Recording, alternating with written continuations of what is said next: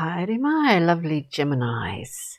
Thanks for joining me today. We're doing your reading for this lovely new moon in Taurus, which is tomorrow here in the Southern Hemisphere. If you haven't tuned in before, we're doing a shortened Celtic cross for you where we look at the central point basis, what's behind you, where you're at, and moving forward. And then we go back through and clarify. So I'll just get a couple of cards for lovely Gemini, just for the central point, and then we'll I don't know what they are yet, then we'll chat about those for a little bit and then keep going through. Wow, interesting. Okay. Gemini. And there's a lot of Gemini action going on. Of course, we will be coming into Gemini, before too long. But we come out with the Eight of Swords. It is very much a mind card and a self-limiting card, one could say. But I think what this is sort of looking like to me is, like, it's actually looking back. We have the presenting here as the Queen of Discs, who looks back over what has been a journey to get to this crest, this hilltop point. And I think she or he sees over a really long expansive period of time that possibly there have been opportunities that haven't been taken, that possibly there has been a level of personal limitation, and yet you sit here, which would indicate that you still made it, like, up to that point, up to queendom. But maybe you don't recognise that in yourself. Other people see it. Possibly Geminis, you don't. You struggle to recognise that within yourself, and that's part of that self-limiting mindset. The basis, though, of this is that we are, as a 10, we get the 10 of Cups, which is really, we see emotional wealth in its material form around us. But we also know that this is just like anything is a cycle. It's at the 10 level, so it is in material form, which is a beautiful card. I mean, it's absolute, physical, emotional bounty. It's the tree on the, it's the fruit on the bough of the tree of life. It's come through all of that and has presented to you in the material world. Otherwise, you wouldn't be sitting up there on your peak. Anyway, let's just keep going. What's behind you, Geminis, after this journey of sorts? What's behind you? Well, there was a decision that was made. Maybe at, the last new moon. Or don't get hung up on the time either. It's kind of a circular reading, but we just have those points of reference. We get this beautiful Two of Swords. Again, a mind card. It is called Peace in the Thoth deck. It's a beautiful card. And we have a new moon just at the top of this card, which is sort of getting pierced by this clarity, this sword of clarity here. Of course, it's always about making decisions, and in this particular card, it's not what you see around you. It's almost as if you flipped a coin. It really feels like that, like you flipped a coin, that it's not what you see around you. You're making a decision based on your intuitive capabilities. But you know you have a choice because you've got 2 swords. So you've got this choice. Why do I say flip a coin? Because it's as if, you know, in the 8, traditionally we have the blindfolded, bound person.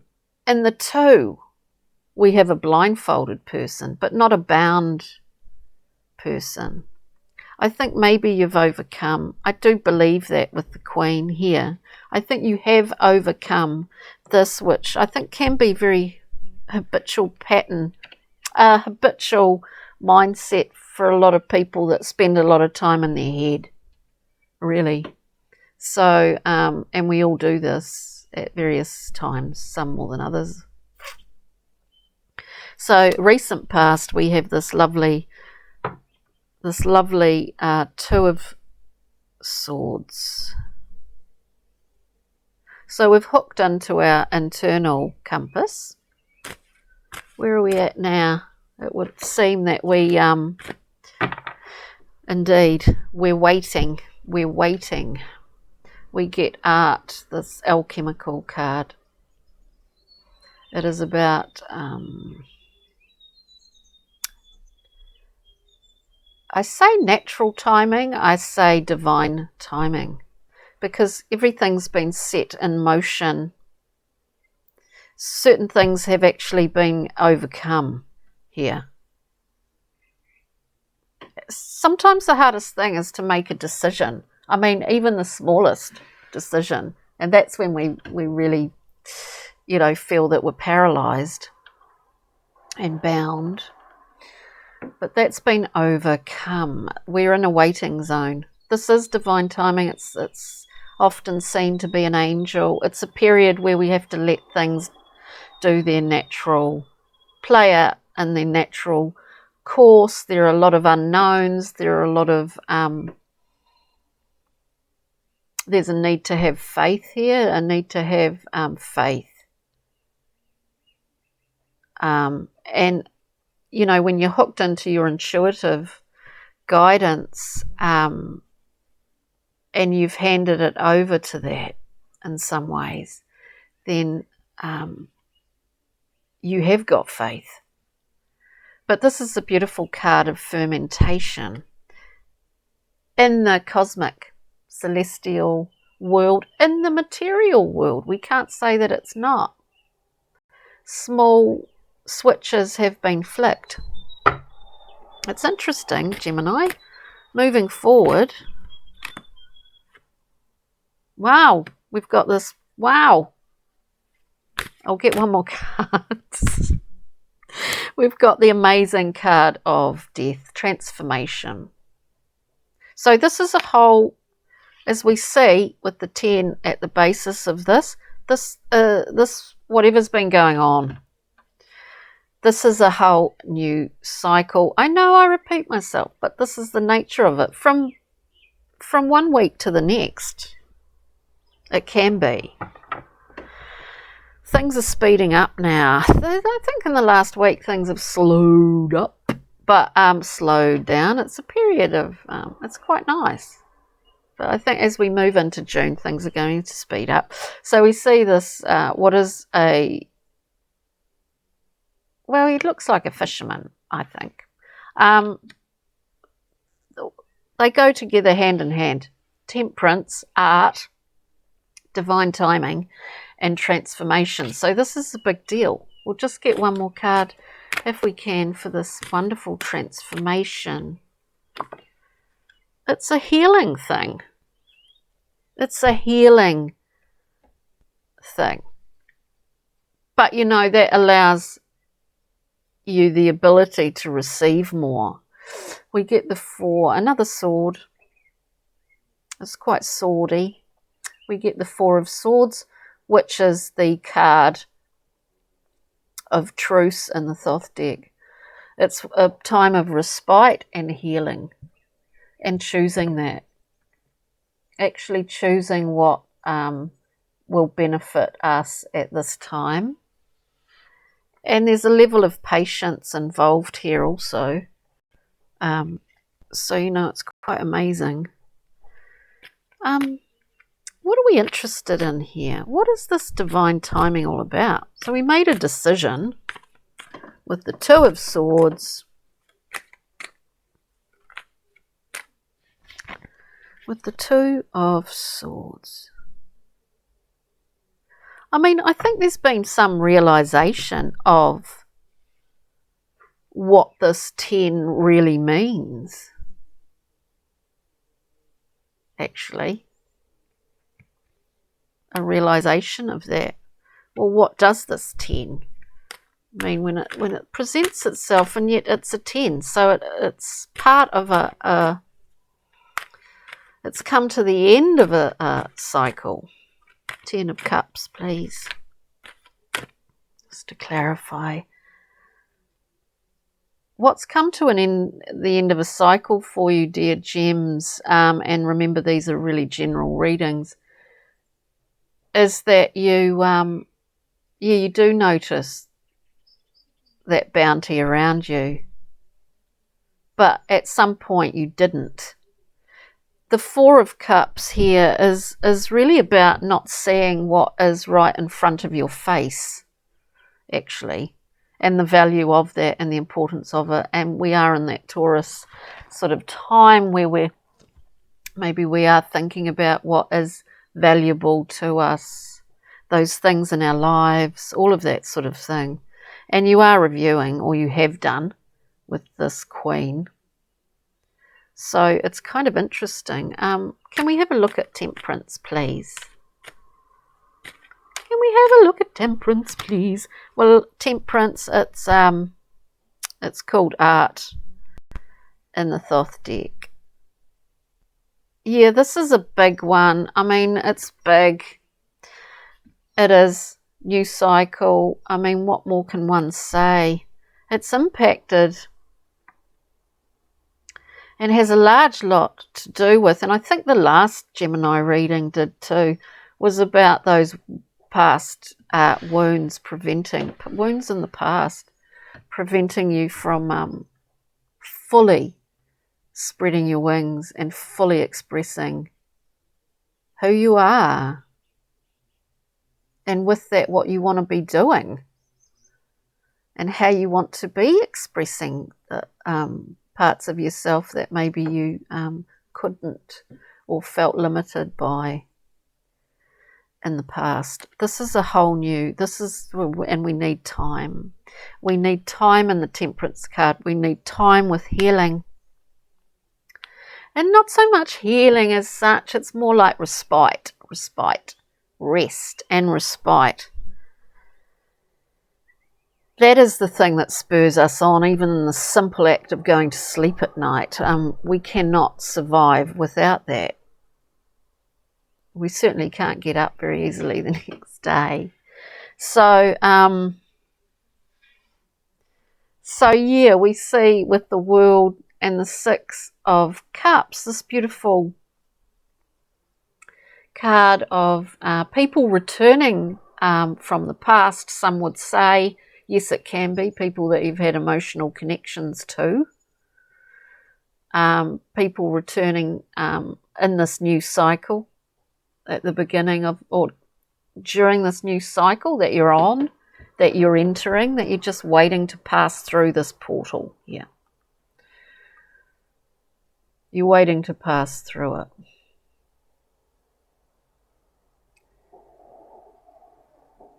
I do get the thing that there are elements within the Six of Cups, because it is inclusive of those golden threads of connection. There are connections that you're taking through into this new cycle with you, obviously. It's quite fascinating. Should we have a look at transformation? as we're moving into this zone. Yeah, this is judgment. Well, yeah, it is. We get 2 cards. Material bounty. I mean, this is making your way, up to the 9. It's traditionally like a really independent, always not always solitary, but this figure that's self-made, independent, and enjoys the things around them that they've created for themselves. Maybe there's a shift in that. Maybe there's a little bit of letting go of that, even though, it's a wonderful card. It's a wonderful card to have. With judgment, we question our values. I mean, we question what's valuable to us now. And we certainly question that when we enter into this we're entering into a new cycle. So it's a transformation. So we're questioning what is valuable to us. We get judgment where past, present, and future can join all at once. And I always say that. And this card in itself is a kind of, in some ways, is a sort of review that gets reflected back at you. It is natural law. And it's completely impersonal, judgment, as a card. It's like it's just, I mean, look at nature. It's sort of the natural balancing out aspects of life, the ebbs and flows, I love judgment card when it comes up, because it just re-emphasizes that this really is a whole completely new cycle. And I mean, we don't get transformations unless we've kind of flicked the dominoes, unless we've done some work. I don't think, some internal work. So it's really beautiful, gems. Should we get a Pixie and Fairy card? Brian Froud. Pixie and Fairies. What can you tell us about this this new cycle beginning? As I said, the dominoes. We get Nellis, the Alchemist. We get the Alchemist card with the Alchemy card. The switches have been flicked along the way. It's already happening, you see. It's wonderful. It's amazing. This is a gift. She looks like a fairy godmother, but she's just giving you a slight peek of her buttock, just as a cheeky note.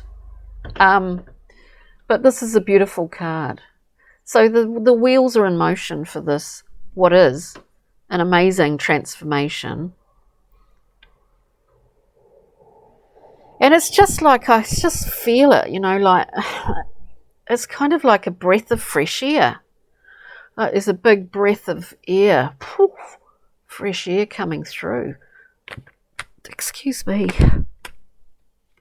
We've culled a little bit here. Lady of the Harvest. It's harvest time. We see the fisherman, the death card transforming. We cut back a bit. We cut off a few things. We rejig our understanding of value in order to head into this new zone. It's brilliant. It's just brilliant. Wah! So, the 9 of discs, the traditional figure in the 9 of discs, gets the pruning shears out and makes like Lady of the Harvest, you know. We don't lose that wealth. In order to transform, we let things go, but we're not losing anything by that. We gain. With that, beautiful. The Singer of Courage, it's exactly what we have needed and certainly have on this journey, my dear Gemini friends. That's really beautiful read. I love those. I mean, I just love this card, Lady of the Harvest. It's so bountiful, yet knowing when to, you know, cut back, pretty much. This is natural law, isn't it? Look around. So, look at nature. Wow. So, the little wordy card we get, action, is a verb. But we understand this already, Geminis, because I think this is what it's been all about, is action. Internal. We're just about to transform out the other side like a giant butterfly. I think this is a beautiful reading. So do take care. Enjoy this beautiful new moon.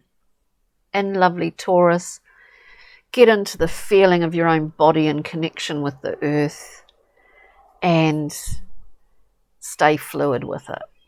Good on you, Geminis. Take good care. Ka kite. Bye.